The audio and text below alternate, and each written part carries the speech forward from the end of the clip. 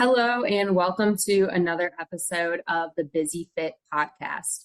I'm Alex Moses, one of our registered dietitians, and I'm joined today by another one of our registered dietitians, Emily Kaley.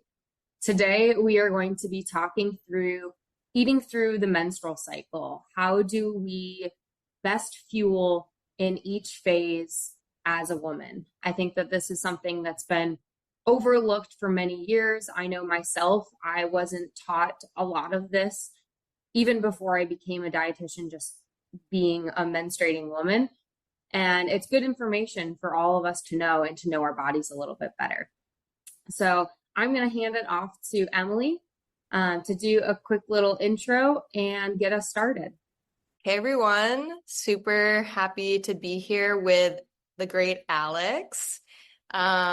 We're coming to you talking about our periods and what to eat during our periods. And I totally agree, Alex. I think growing up, no one mentioned anything about what it's like to eat during your cycle, how you could feel better.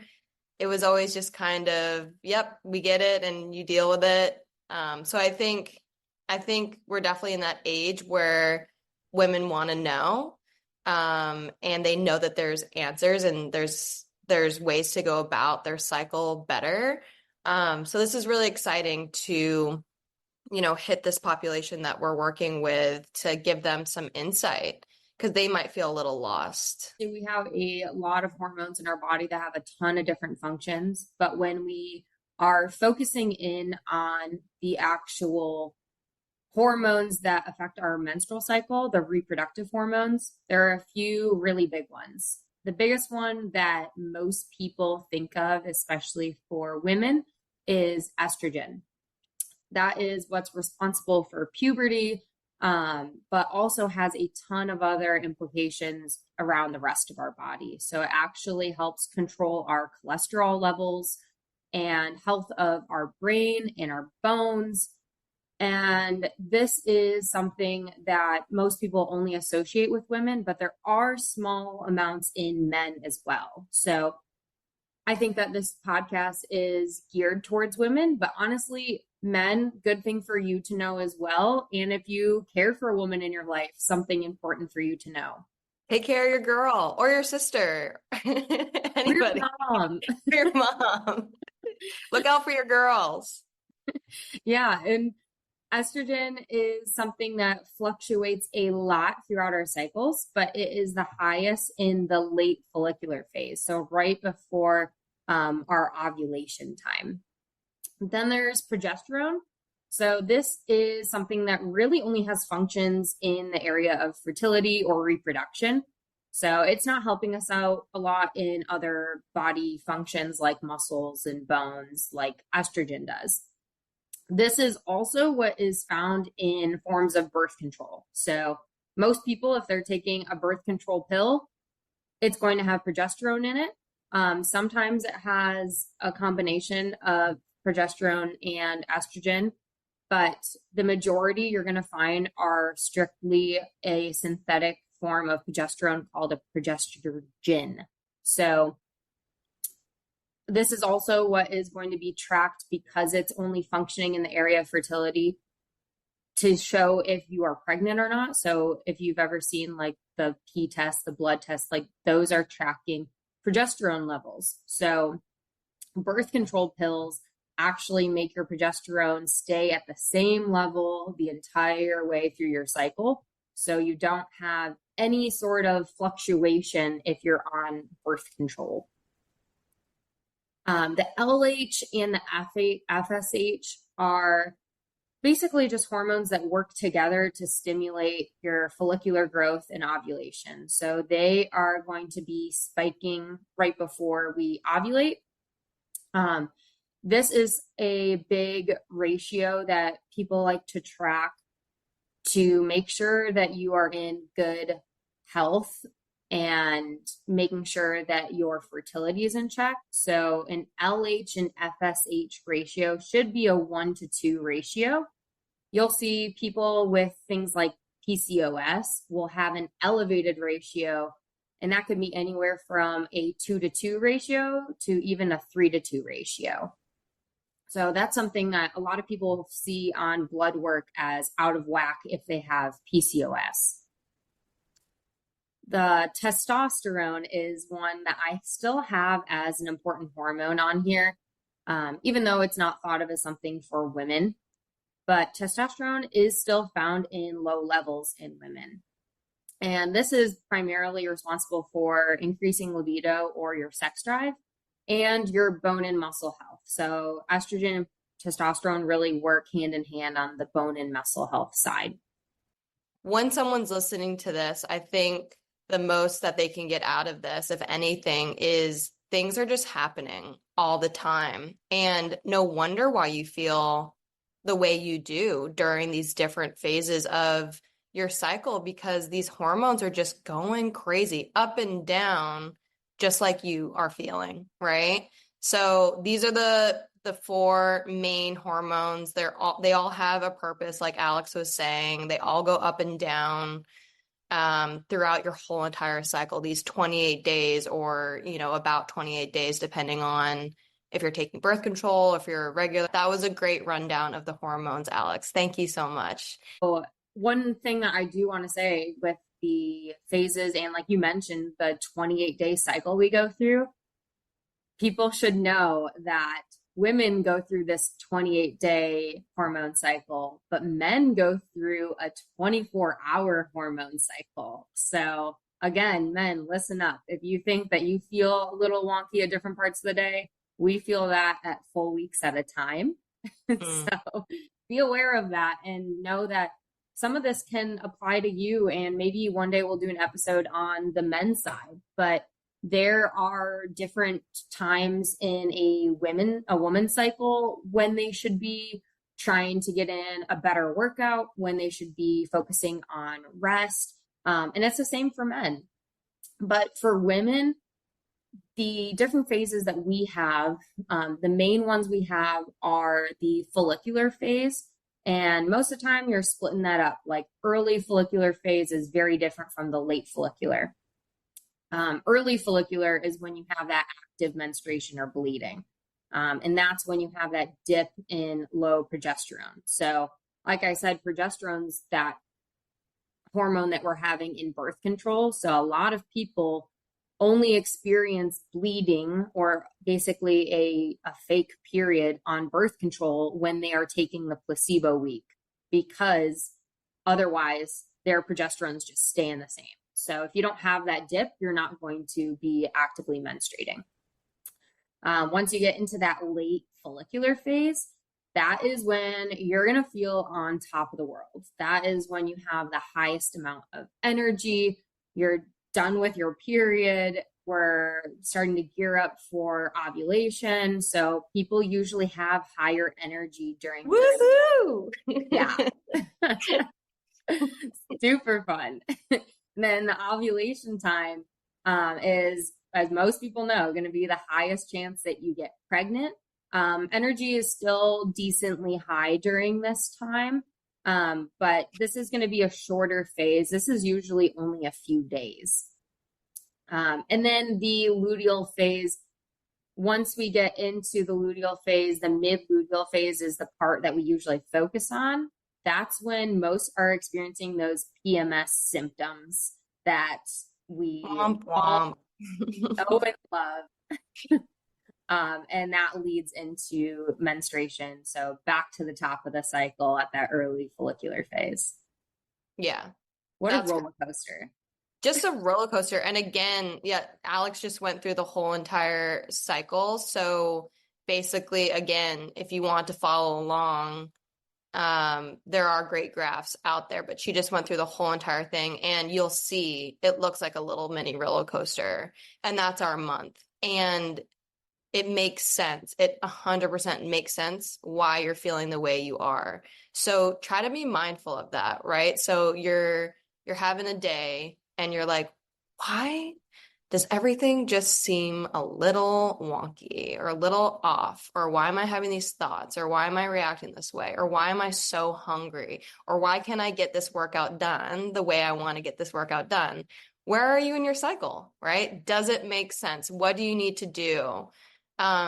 You don't need to push it, right? There's workouts based off your cycle. There's eating based off your cycle. There's things that you could do during your cycle that make sense for that stage in your cycle. So I think as women, you know, take a hold of your life and where you are with your cycle and do things based off your cycle. Obviously, unfortunately, there's not like a day off from work every single month that you could take for your period. I think there are some countries that do that.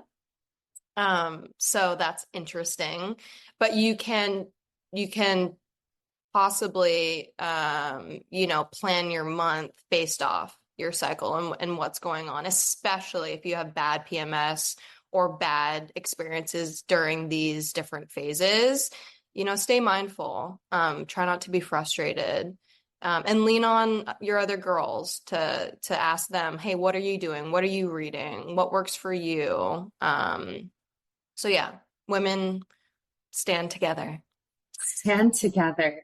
Stand I together. love that. Yeah. And the planning portion, I'm hoping we can help out a little bit on this side, especially with nutrition. And once you get a hold of this nutrition, this is all to help make sure you're not having nutrient deficiencies, making sure you're maintaining energy levels throughout the cycle, and those in return are going to help out on the training side. So, starting out on nutrition through the early follicular phase, so menstruation. This is a time to focus on hydration and replenishing nutrients that we're actively losing in the blood.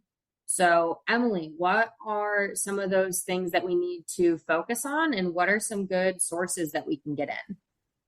Yeah, so when we're talking about those early follicular phase, the menstruation phase, we're really focusing on, like you said, the hydration and replenishing certain nutrients. So we're talking about iron and our B vitamins.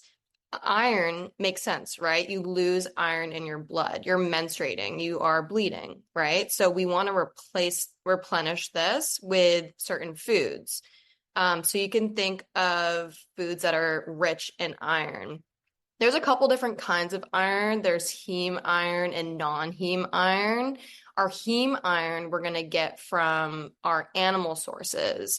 This is best absorbed, but you still can get good iron from non-heme, which is our plant-based iron, right? You can also do a mix. So even for our vegans, vegetarians, you're in good hands with some iron-rich food. So we're talking about legumes, right? That's a non-heme. So that's like lentils and chickpeas. We have nuts and seeds. We have cereals that have been fortified with iron and breads that have been fortified as well. Our dark leafy greens like spinach and broccoli, and then obviously our animal sources like our meats and our seafoods.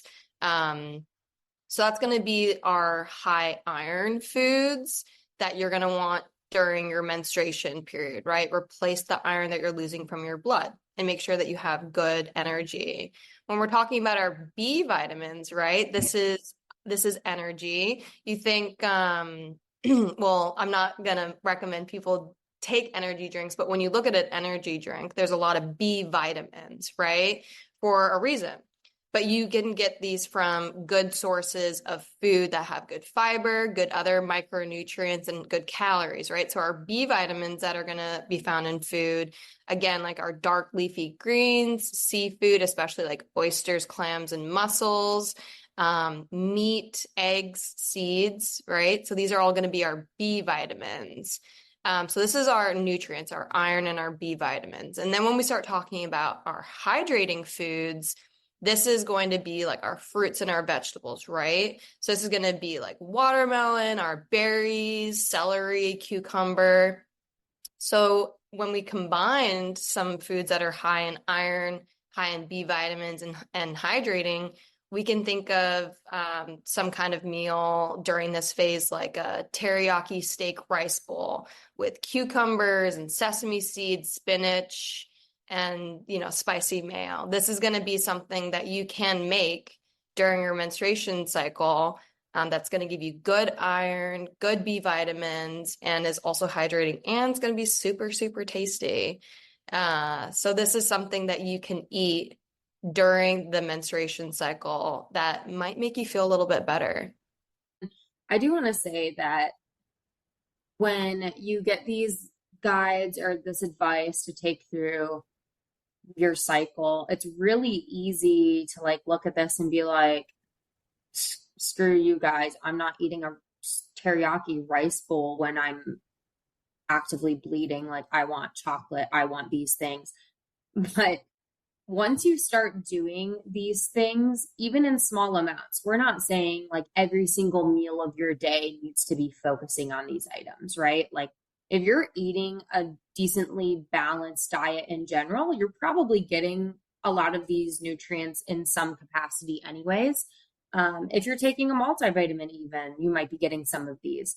But if you focus even one meal a day, one snack a day on these things, it's going to help you regulate your hormones and not feel these crazy dips, because that's when we start to feel like crap and we feel like we need to be eating all the chocolate and ice cream on our period. That's not because your body is telling you you need those things. It's you're all out of whack, and that's what you're going for because you haven't curbed your cravings, you have some deficiencies in things, your energy's not at its greatest. That's why that stuff's happening. So if we can even get in like one meal a day like this during your menstruation, like, that's going to help you. And I think that's probably the hardest phase to like have that stick in. Um, because once we get into the nutrition on the late follicular and ovulatory phase, it's a little different. And I think that since your energy is the highest, it's kind of the easiest to want to apply these things. But this is a phase where we're really just trying to focus on supporting that increased energy and how can we balance this increasing estrogen that's just spiking through the roof. Yeah, so maybe this is the phase where you had something prepped in advance. So you don't have to think about what do I need to put on my grocery list, going to the grocery store even. Like maybe this is just something that's prepped in your freezer or fridge that you could just pull, right? And yeah, the menstruating you will thank the ovulatory phase you for prepping this to get ready to make sure that you're having a good menstruation. Um, should we get into the ovulatory phase? Yeah, absolutely. So, what are some higher energy foods that can help us out? Yeah. So when we're talking about the late follicular ovulatory phase, we are talking about you're needing to have more energy. So let's talk about some foods that are going to give you that increased energy and also help balance the increasing estrogen, right? That Alex went into during this phase. So higher energy foods, right? We're talking about our carbohydrate sources. So we're talking about quinoa. We're talking about brown rice, whole wheat bread, and pasta. Dive into those kinds of foods. Foods that help balance estrogen. We're talking about our broccoli, cauliflower, kombucha, kefir, pumpkin seeds, flax seeds, a nice range of different kinds of foods to help balance your estrogen. So lots of random foods, but if we want to throw it all together, a meal idea for this phase could be like a quinoa crusted chicken. You can use like flaxseed as the binder with broccoli and whole wheat pasta and marinara sauce. So this is something that is going to give you the higher energy foods with these foods that also help balance your estrogen. And it's going to be a little bit of a comfort food too, right? So eat your pasta during your ovulatory phase. Yeah, absolutely. This is the best time to be doing it. I mean, your energy is going to be through the roof, and usually this is when people are getting in their best workouts too. There's a lot of really good research that endurance runners, swimmers, triathlon guys, like they are having their best times during this phase because they have that kind of energy.